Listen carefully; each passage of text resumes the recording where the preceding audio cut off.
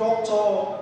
Izu or Emmanuel will be taking you on this chemistry, the working science himself. You're welcome to the board, sir. You're welcome, sir. Okay, we're going to start today's class. We're going to look at stoichiometry. We're going to start with stoichiometry. We would like us to be quick because this topic is a kind of topic it's kind of more comprehensive, but we'll take it step by step. We'll create like about 2 or 3 videos so that you can be able to apprehend what is going to happen more faster. Now, what is stoichiometry all about? Stoichiometry is talking about the relationship between the product and the reactant. And more specifically, we're talking about the values, or we're talking about the quantities that are used to attribute or to explain the reaction. We use stoichiometry to tell us what happened in the reaction, what happened within the course of the reaction, how the reactants are being converted to the product, and how the product might be converted or reversed back to the reactant. And then we specifically talk about the quantity of the reactants and then the quantity of the product while the reacting and before reacting. So we're going to look at stoichiometry. Now, we have stoichiometry of composition and we have stoichiometry of reaction. The stoichiometry of composition tells us the component of a compound or the component of a substance. It's very good that you know that every particular substance has a component. For example, somebody can say ethanoic acid CH2 CH3 COH. Now this is ethanoic acid. Now ethanoic acid is a substance. It's an organic substance. Now it has a definite composition, and that contains carbon, hydrogen. Definitely, it actually contains how many carbon? Now it contains 2 carbon. It contains 4 hydrogen and then 2 oxygen. Now this is the stoichiometry of composition, telling you the total amount of composition of the elements in that particular substance. At some time, they can ask you to calculate the percentage of composition of an element. Now, we will take that percentage of composition and we'll just take a few questions on stoichiometry and then we'll run away. For example, when they ask you stoichiometry of composition, you want to calculate the percentage of composition between all the elements here. It's good for us to know that the molar mass of carbon is 12, the molar mass of hydrogen is 1, and then the molar mass of oxygen is 16. Now, solving this particular question, how do we solve it? First of all, we are going to calculate the general molar mass of ethanoic acid. And what is the general molar mass of ethanoic acid? The general molar mass of ethanoic acid is that it contains, okay, let me use the same format I used before. It contains 2 carbon plus what? Plus 4 hydrogen, and plus what? 2 oxygen. These are the components in ethanoic acid. So what's going to be the molar mass? The molar mass is the addition of all the masses. So we have 2 into bracket 12 plus 4 into bracket 1, then plus 2 into bracket 12, 16. Finally, we have 24 plus 4 plus 32, which is going to be giving us 32 plus 4 is 36, and 36 plus 24 is 60. So we have 60 grams per mole as the general molar mass of all of them as a whole.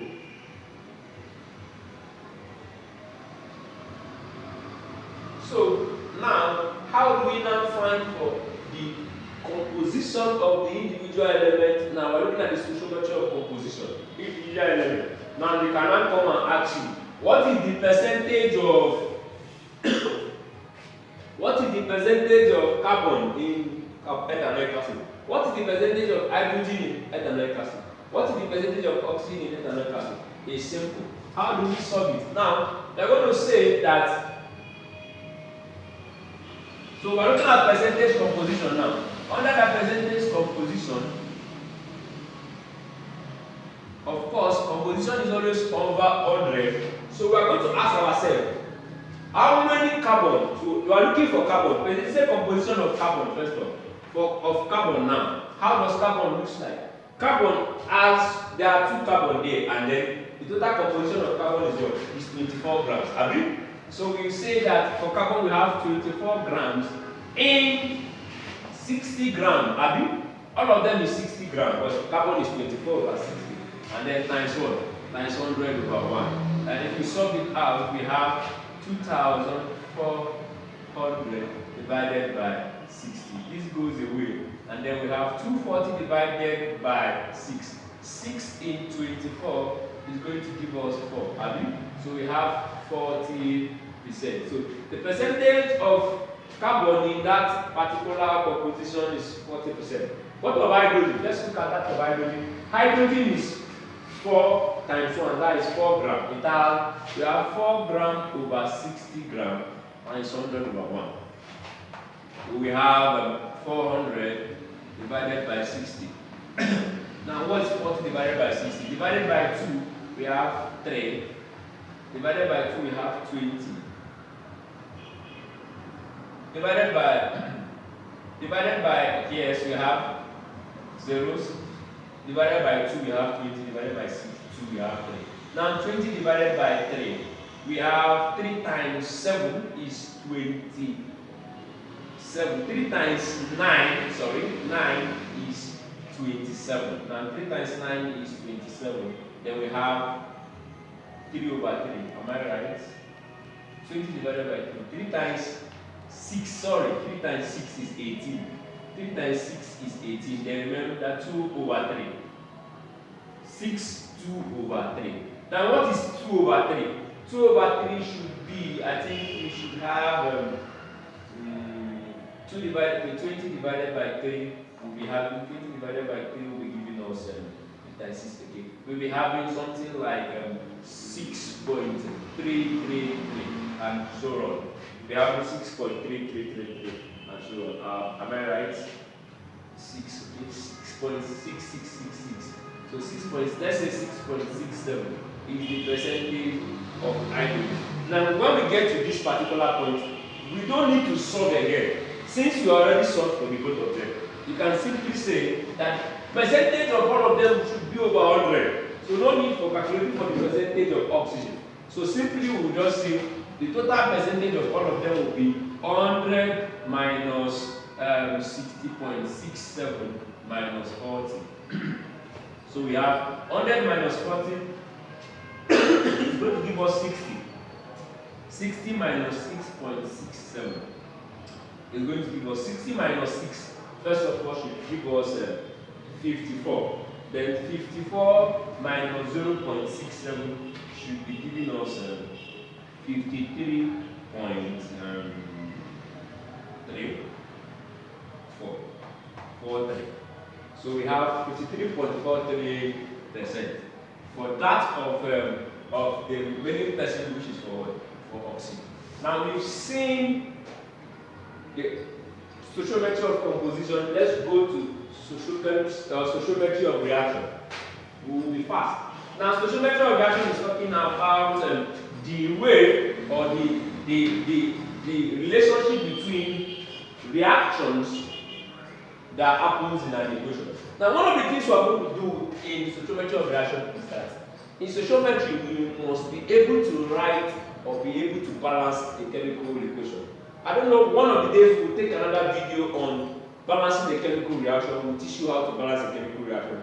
But for today, because of time, we will not be able to do that. But you should know that if you are watching this video and you don't know how to balance the chemical reaction, you should pause and go and learn it and come back from where you stop, because it's going to really help you. If you cannot be able to balance the chemical reaction, you won't be able to do exploits, rather, in stoichiometry. Now let's look at let's take a jam question. This is a jam question in stoichiometry. Now look at the question. They ask a question. They say, how many moles of oxygen? How many moles of oxygen are present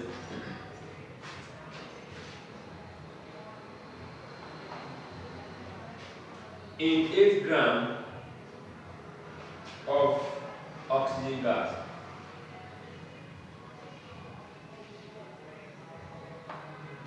How many moles of oxygen are present in 8 grams of oxygen gas? Now, first of all, what is oxygen gas? Now, oxygen gas is O2. Now, oxygen is a diatomic molecule. In this form, this can be called oxygen molecule or oxygen gas. This is oxygen gas. And then, the molar mass of oxygen, remember we said that oxygen is what? Oxygen is equal to 16. So, the molar mass of O2 is going to be 16 times 2, which is going to give us 32 grams. So, let's leave it aside now. Look at the question. They said, how many moles of oxygen are present in 8 grams of oxygen gas? Now, one thing you should know in stoichiometry is that there is a rule you should know. There are some rules you should know. And one of the most important rules you should know is that 1 mole of a substance, 1 mole of a substance, 1 mole of a substance is equals to its molar mass. So 1 mole of a substance is equals to its molar mass. What am I trying to say? 1 mole of oxygen is equals to its molar mass. 1 mole of carbon dioxide is equals to the molar mass. 1 mole of anything you can measure of chlorine is equals to its molar mass. So that's what we're trying to understand. So let's take this idea first of all. You should know this, that 1 mole of a substance is equals to its molar mass. Another thing again you should know is a formula that says that the number of moles is equals to reacting mass over molar mass. Reacting mass over molar mass. Okay, so love these two and then we'll continue. Next time we'll see. There are other rules, but we'll focus on these two. Just for now. Okay, like I said, there will be many series of videos in order to be able to dispense the knowledge behind this stoichiometry. Now, 1 mole of a substance is equals to its molar mass, and the number of moles is equals to reacting mass over molar mass. So, what does it mean? How does this help me to solve this question? I will ask myself, how many moles of oxygen are present in 8 grams of oxygen gas? I'll first of all ask myself that 1 mole of oxygen, 1 mole of oxygen is supposed to give me the molar mass of oxygen. What is the molar mass of oxygen gas? We said it is what? 32 grams. Are you seeing it now? So 1 mole of oxygen, 1 mole of oxygen gas is equal to 32 grams. And then they now ask the question, how many moles is present in 8 grams of oxygen gas? So it's simple. Since 1 mole is equal to 32 grams, if this gram is sorted to 8 grams, how many mole do you think it will be? We say we don't know the what? We don't know the mole of what? Of O2. So we are going to solve because multiply. We have 32 times x is equals to 8 times 1. Finally, divide by 32. Divide by 32. This goes. X is equals to 8 over 32. Now what is 8 over 32? 8 here, 1, 8 here. 8 divided by 32 is what? That is 3. Am I right? No? 16. So 4. 1 over 4. This is really what now? 0.25. It tells me that 0.25 mole of oxygen is that which is required to produce 8 grams of 8 grams of oxygen is equivalent to 0.25 mole of oxygen. Now we are done with this question. So it tells us that we will be able to dispense the first principle or the first rule or the first principle in studying stoichiometry. Now there are also shorter cuts if you don't want to use this. This is for someone that wants to understand what he is doing. But if you are someone that is like me, that wants to solve fast, you can decide to use the formula method. And what the formula method, they say the number of mole is equals to reacting mass over molar mass. Now, what is your reactive mass? What's your number of mole? That's what you are looking for. We don't know. N is equals to reactive mass, small m, over big M, your molar mass. Your number of mole is what you are looking for. You don't know. Abi? The reactive mass is what they gave you, is 8 grams, divided by the molar mass, which is what? Is 32. And finally, what do we have? We have that X is equal to what? 0.25. Now, both of them, you can use them according to your will of how you wish to solve. If you want to explain, you explain. If you are the kind of person that like to get your answer, you are very direct to the point. You go this. I will advise those that are solving jam to apply this approach so that it will help them to be able to solve the problem of timing. But if you are writing YA and you have enough of time, you can go down to explain yourself. If it's a theory question, it's an OBJ question, you can likewise use this one. So let's continue. We'll take one more question and then we'll tie knots. Now let's look at another question on stoichiometry.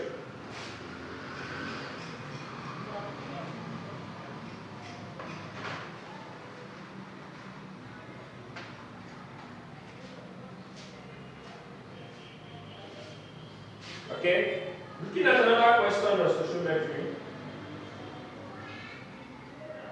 I like using jam questions to teach.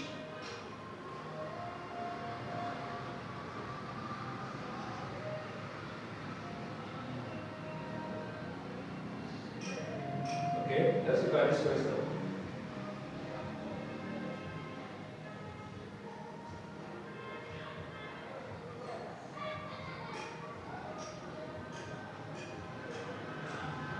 Okay, let's look at this question. Without wasting much of our time. They said the question, they said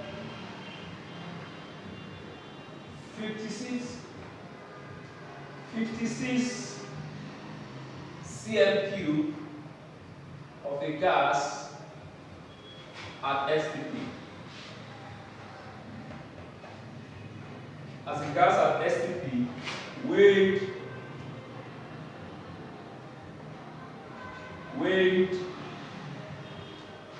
0.01 gram, 0.11 gram. What is the vapor density? Vapor density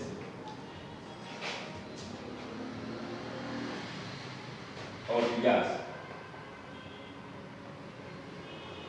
Very tricky question.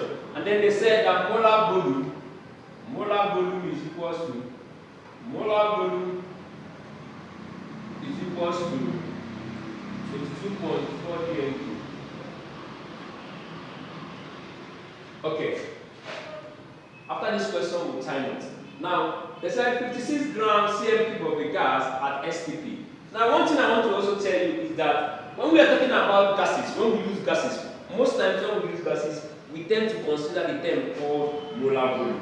Now, molar volume is because we are solving in fluid, in gases, we use the term volume because we don't mostly use masses when we talk about gases. So we use volume to represent masses. So when we talk about volumes, when we talk about gases, we tend to use molar volume.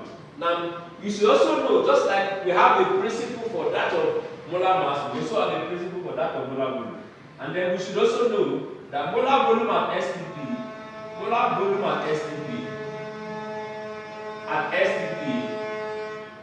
is equal to 22.4 dm³, like they gave you the question, is constant.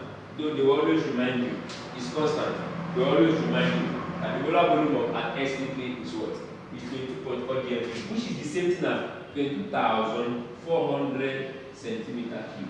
Yes, because 1 dm³ is equivalent to 1,000 cm³. Are you getting me? Oh yes. Let's continue. Now, look at that question. Now, they try to trick you. Now, the truth is that vapor density is something that we should know. Don't be misplaced. Now, there is a relationship between vapor density and molar mass. They don't just ask this question in stoichiometry, they ask this question in empirical formula also. Try to trick you. They give you the vapor density and ask you to find for the molecular formula. Now let's show you how the relationship comes.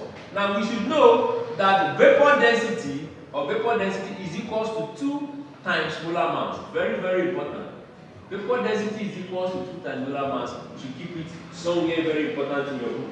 Vapor density is equal to 2 times molar mass. So it also means that vapor density or molar mass is going to be equal to vapor density divided by 2 if you make solid of the formula. Am I right? Yes. Sorry? Yeah. Molar mass is equal to vapor density over 2. Sorry, I'm mistaking some priority. Sorry. Not the vapor density, the molar mass, sorry. Molar mass is equal to 2 times vapor density. Not vapor density times 2. So molar mass is equal to 2 times vapor density, and then vapor density is equal to molar mass divided by 2. Okay. Let's not misplace priorities. Now, let's continue. Immediately, we are solving this question. 56 cm cube of a gas at STP is weighed, okay, it weighs 0.11 gram. What is the vapor density of the gas? Now, we don't know the name of the gas. It's not given the name of the gas. They don't want us to know the name of the gas, so we don't care to know the name of the gas. But we know that the volume of the gas is 56 centimeter cube. Now, we also know that in molar volume, in solving in volume, there is a formula we use that number of mole is equals to, or number of mole is equal to, or let me put it this way, molar volume, the normal molar volume, not in STP now, molar volume, even in STP, it has just one formula. Molar volume is equal to number of moles over volume. Number of moles over volume. This is the formula. Number of moles over volume. Now here, the volume is given. The volume is equal to what? The volume is equal to 56 centimeter cube, the one given to us. And then we are solving at STP. So our molar volume at STP is going to give us what? 22.4 GMP, because we are solving at STP. What other information? They gave us mass. They said the mass is what? 0.11 gram. So these are the 3 parameters that were given to us in that question. So we are trying to see how we are going to find. Now meanwhile, what we are going to find, we cannot find vapor density from this equation. What we are going to find is the molar mass. We are going to try to find molar mass. Then when we get the molar mass, we use this formula to find our vapor density. So the molar mass is our problem. How to find the molar mass. Now, how do we find molar mass? We can find molar mass by reacting or by relating mole. First of all, from this equation, you find out that number of moles is equal to molar volume times volume. If you understand this, number of moles is equal to what? Molar volume times volume. And then we also said again in the other time that number of moles, we also said that number of mole is equal to reacting mass over molar mass. If you remember, we said that number of moles is equal to reacting mass over molar mass. And we also said that number of moles is equal to molar volume times volume. So how do we solve this question? We will now try to relate these two equations because they are mole. So what if we now say that molar volume times volume is going to be the same thing as reactive mass over molar mass? We are trying to be smart. Are you understanding it now? So what do we have? Actually, you can write this thing down in your book as an, if you know you are not that smart, you can just get it down as a formula. Whenever you see such questions, you put the parameter and you get your answer. So the molar volume is given to you is 22.4 dmQ. Now, we have to be careful. Why are we careful? We are careful because the molar volume is in dmQ. The volume given to us is in cmQ. So we have to make sure that both of them are in the same unit. So therefore, we convert this dmQ to cmQ. It will be 22,400 cm3. Like I told you earlier, 22,400 cm3. We converted it to cm3. Then we now have 22,400 multiplied by the volume, which is what? 56, is equals to our reactive mass, which is what? 0.11 divided by our molar mass. Now, what's now our molar mass now? If you make our molar mass summation of the formula, we have 22400 times 56 times m is equals to 0.11. And divide both sides by 22400 times 56 is equals divided by 22400 times 56. Now this cancels out, and then our molar mass will look like. How will our molar mass look like? Let's press a calculator so that we're more faster. So we have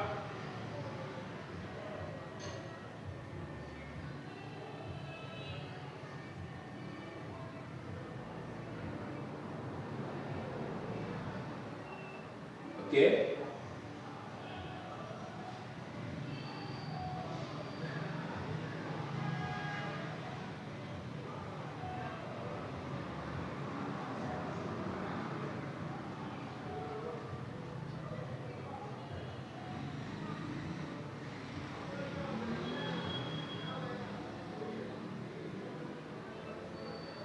Okay, so we have finally, I want to observe something.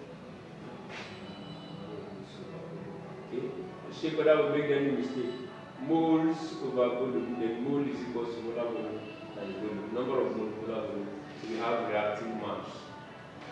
Okay, so finally, what do we have? We have 0 point, our molar mass is now giving us